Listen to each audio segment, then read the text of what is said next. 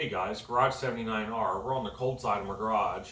We're looking at Earl, and if you notice, Earl looks a little different. The turbo's been bypassed. The turbo is blown. Yeah, kind of sucks. So, long story short, I've been hearing a random noise here and there. Probably the last 10 times I've driven the car, and I couldn't quite pinpoint it. This sort of sounded like detonation, but also kind of sort of like a hose clamp type thing. So I couldn't figure it out. Didn't think it was, just figured it was just something.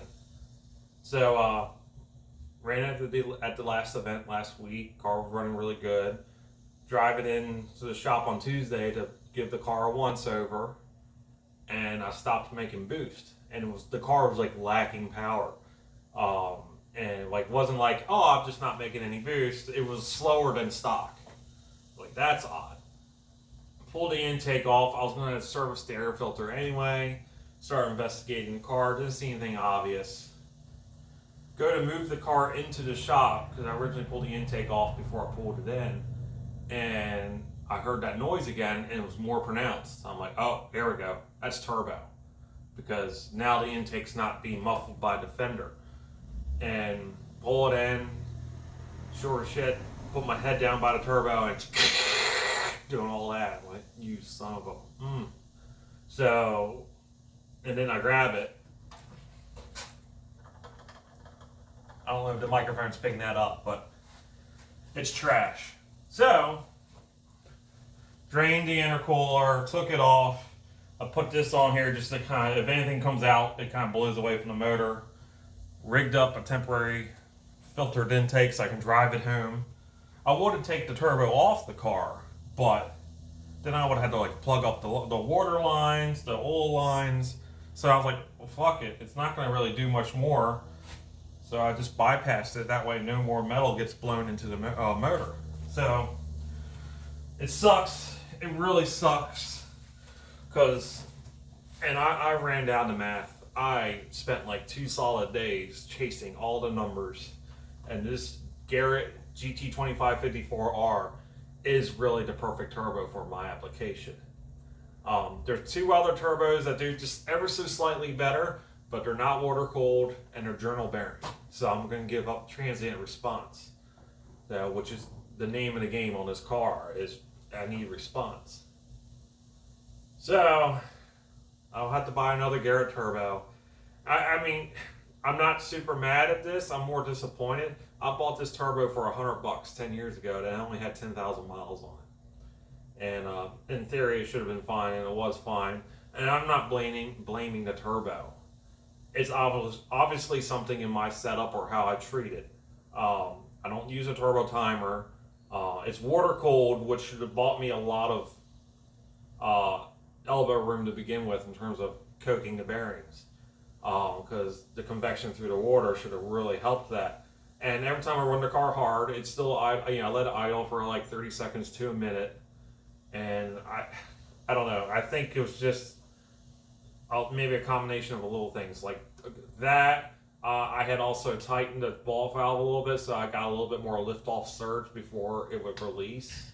So maybe I was backspinning the turbo a little bit. I don't know. I'm not going to investigate it anymore. So it just sucks because now I got to find $900 somewhere to replace this. I am already committed to the fact that this car will not finish the rest of the season. I will finish the rest of the season in the Yaris.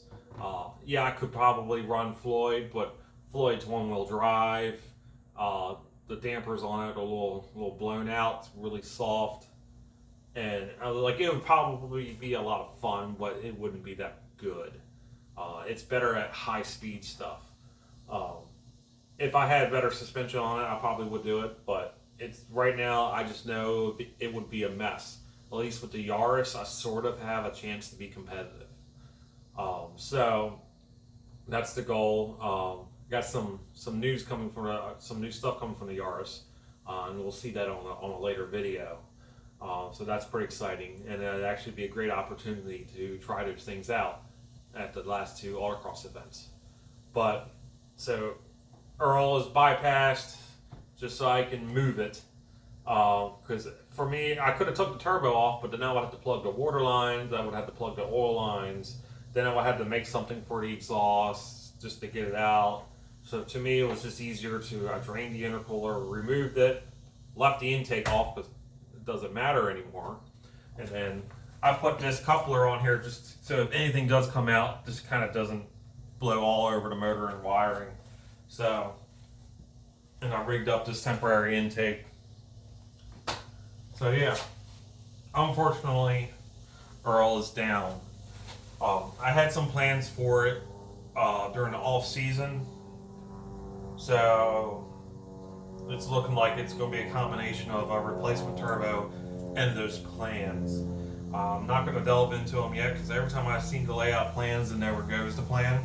So I'm sure some of y'all will be familiar with that. But the basic idea is to make a better manifold, and maybe some other things. So we'll see. But this will probably be the last thing you see of Earl unless I all of a sudden get rich and I can buy a turbo. Because I did all the math, and this is still the best turbo for what I'm doing currently and what I could potentially plan on doing with the other motor. So we'll stick with the Garrett. We'll get a brand new one. I'll double check things. Maybe I might have to run an oil cooler, and we'll go from there. We'll come back bigger and stronger next year. I still want to make this a proper monster. It sucks this happened now, but at least it happened on my way to work, not over an hour away at the Autocross. So, try to find a silver lining and everything. Like, this was best case scenario. I don't think too much metal got into the motor because the wheels are just kissing into the into the housings. So, at least anything large hopefully would have been caught by the intercooler, so I'm gonna have to back flush that out. But it's, stuff happens.